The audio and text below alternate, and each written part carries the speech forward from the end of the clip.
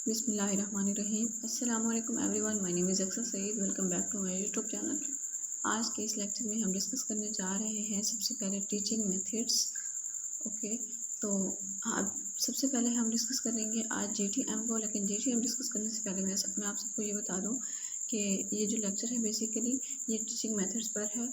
और ये teaching methods जो हैं, एफपीएससी जो लोग लेक्चर की प्रिपरेशन कर रहे हैं उनके लोगों के लिए ये वीडियो बहुत इंपॉर्टेंट है। और जो लोग बीएस कर रहे हैं और उनके 7 सेमेस्टर का ये सब्जेक्ट है उन लोगों के लिए भी बहुत ही इम्पॉर्टेंट है, बीएस कर रहे हैं या मास्टर कर रहे हैं। तो देखते हैं हम कि इसमें हमने क्या करना है। ये जो जो लोगों का सब्जेक्ट सोल है एमए में, एमए इंग्लिश में, उन लोगों के लिए भी ये वीडियो बहुत इंपॉर्टेंट है। तो सबसे पहले हम डिस्कस करेंगे इन टीचिंग मेथड्स में कि मेथड क्या है हमारे पास, अप्रोच क्या है, टेक्निक क्या है। लेकिन ये स्टार्ट करने से पहले मेरी आपसे रिक्वेस्ट है कि जो लोग चैनल पर न्यू हैं काइंडली चैनल को सब्सक्राइब करें, वीडियो को लाइक कीजिएगा और शेयर कीजिएगा। तो आज के इस वीडियो में सबसे पहले हम डिस्कस करेंगे मेथड। मेथड बेसिकली क्या है? मेथड रेफर करता है कम्प्रिहेंसिव और स्ट्रक्चर्ड वे ऑफ टीचिंग को, जो कि जिसमें philosophy, objective and instructional techniques शामिल होती हैं। सेकंड नंबर पे हमारे पास आता है अप्रोच के। अप्रोच क्या है? अप्रोच बेसिकली इनका पास करती है ब्रॉडर फिलासफी और थ्योरेटिकल फाउंडेशन को, जो कि गाइड करते हैं कि लर्निंग को कैसे अप्रोच किया जाए और मेथड कैसे कैसे सिलेक्ट किए जाएँ, चूज़ किए जाएँ।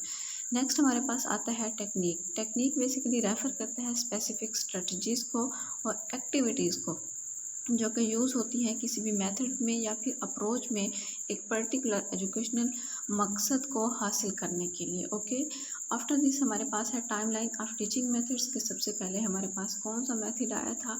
सबसे पहले हमारे पास जीटीएम का मेथड आया था।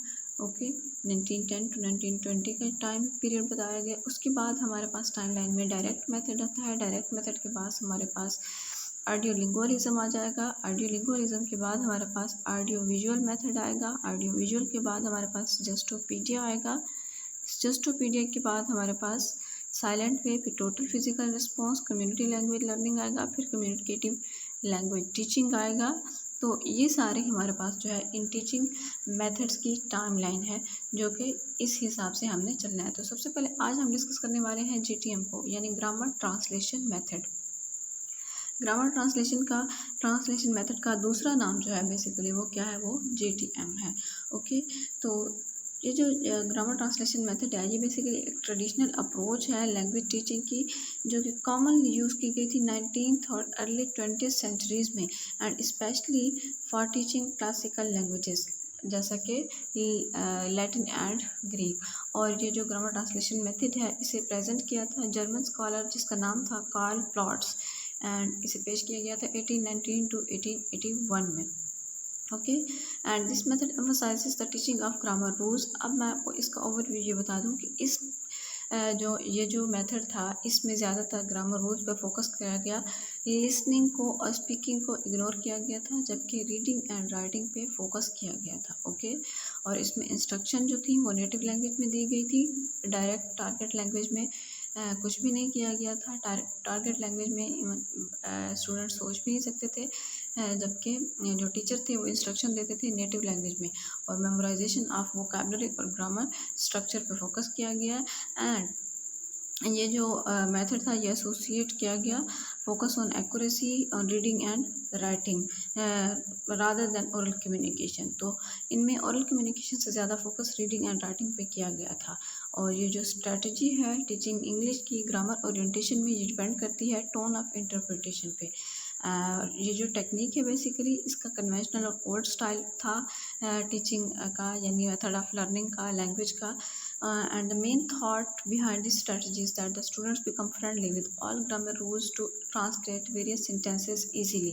यानी स्टूडेंट्स को नेटिव लैंग्वेज में इंस्ट्रक्शन दी जाती थी, राइटिंग और रीडिंग पे फोकस किया गया। दैट्स वाई के लोग स्टूडेंट्स जो है वो फेमिलियर हो सकें ग्रामर रूल्स से और फिर बाद में वो सेंटेंसेस को ट्रांसलेट कर सकें। और ये अपने रिलेटर्स को अलाउ नहीं करता कि वो डायरेक्टली जो है टारगेट लैंग्वेज में सोचें।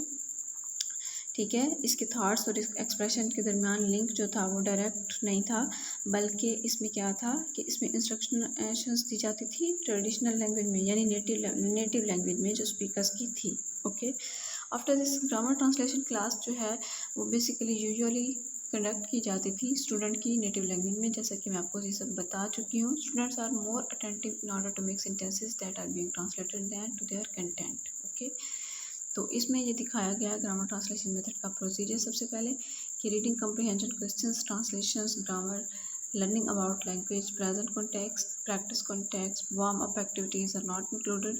फिर अप्रोच में दिखाया गया theory of the nature of language, structural view, related elements for the coding of meaning, theory of the nature of language। Learning में बिहेवियरिज्म आएगा, लर्निंग आएगा, प्रोडक्ट ओरिएंटेड थ्योरी आएगा, और डिज़ाइन में इसके ऑब्जेक्टिव्स दिखाया गया कि ग्रामर जो है वो उसे डिडक्टिवली टॉट यानी उसे सिखाया गया।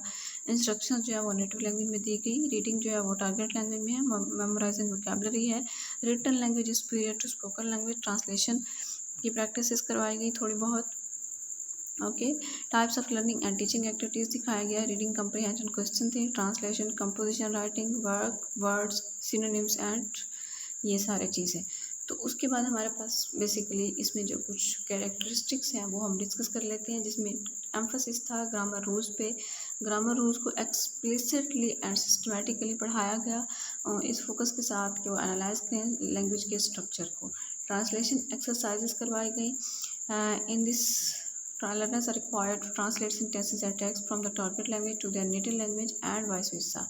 ठीक है, और ट्रांसलेशन प्रैक्टिस जो है वो इसलिए बिलीव की गई कि हेल्प करेगी लर्नर्स की अंडरस्टैंडिंग में और लैंग्वेज स्ट्रक्चर में। उसके बाद हमारे पास है वोकैबुलरी मेमोराइजेशन। वोकैबुलरी मेमोराइजेशन में लिस्ट ऑफ वर्ड्स दे दिए जाते हैं ताकि वो उन्हें पढ़ें और उन्हें ट्रांसलेट करें। रूट मेमोराइजेशन जो है वो यूज़ की गई टू रीइंफोर्स वोकैबुलरी एक्विजिशन। उसके बाद हमारे पास आता है reading literary texts. Literary text की रीडिंग दी गई यानी लिटरेचर और पोइट्री वगैरह की, ताकि वो प्राइमरी कंटेंट रहे टीचिंग के लिए। The goal is to develop reading comprehension skills and understanding of the culture through these texts. उसके बाद limited speaking practice. Speaking practice पे कम फोकस किया गया, जैसे कि आपको पहले बताया है कि लिसनिंग और स्पीकिंग पे उनका फोकस बहुत ही कम था, क्योंकि ये ट्रेडिशनल अप्रोच थी, ट्रेडिशनल मेथड था, ओल्ड स्टाइल था। Under emphasized in this method communication is not a primary goal, जबकि इनका फोकस जो था वो अंडरस्टैंडिंग पे था और प्रोड्यूसिंग एक्यूरेट रिटन टेक्स्ट पे था। उसके बाद टीचर सेंटर्ड है ये मेथड। इसमें टीचर का जो है वो सेंट्रल रोल है ग्रामर एक्सप्लेनेशन देने में एंड ट्रांसलेशन टास्क वगैरह असाइन करने में और स्टूडेंट के वर्क को इवेल्युएट करने में। फॉर्मल और स्ट्रक्चर्ड था ये। इसमें लर्निंग प्रोसेस जो है वो फॉर्मल है और स्ट्रक्चर्ड है। इसका जो एम्फोसिस है वो फॉलोइंग रूल्स एंड कन्वेंशंस पे था। अब हम बात करते हैं इसके मेरिट्स की कि इसके एडवांटेजेस क्या थे। इसके एडवांटेजेस ये थे कि इसकी फेमिलियरिटी विद ग्रामर थी, यानी स्टूडेंट्स जो है ग्रामर के साथ ग्रामर के रूल्स को समझने लगे थे। उनके लिए ये चीज़ हेल्पफुल हो जाती थी कि लैंग्वेज के स्ट्रक्चर को समझ सकें। उसके बाद ट्रांसलेशन स्किल्स आ गई थी थोड़ी बहुत बच्चों के अंदर। स्टूडेंट्स की जो एबिलिटीज़ थी ट्रांसलेशन स्किल्स थी वो इम्प्रूव हो गई थी उनके एकेडमिक पर्पस के लिए, जैसा कि रीडिंग और ट्रांसलेटिंग लिटरेचर हो गया, हिस्टोरिकल डॉक्यूमेंट्स हो गए या फिर लीगल टेक्स्ट हो गया कोई भी। कल्चरल नॉलेज आ गया। जीटीएम ने इन्वॉल्व किया स्टडी को, लिटरेरी टेक्स्ट की स्टडी को और कल्चरल मटेरियल को टारगेट लैंग्वेज में, जो कि स्टूडेंट्स को इंसाइट प्रोवाइड करता था कल्चर और लैंग्वेज की हिस्ट्री को। ओके, उसके बाद हमारे पास एनालिटिकल थिंकिंग आता है। एनालिटिकल थिंकिंग बेसिकली क्या है? Analysis grammar rules and translating between languages. It can promote analytical thinking and attention to detail.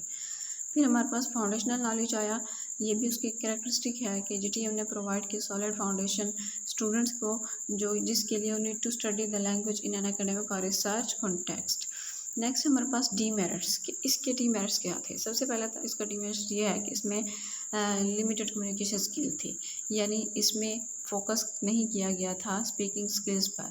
GTM places little emphasis on developing speaking and listening skills. As a result students often struggle to communicate effectively in real life situations, क्योंकि just books की हद तक रखा गया, practically knowledge जो है वो नहीं दिया गया था।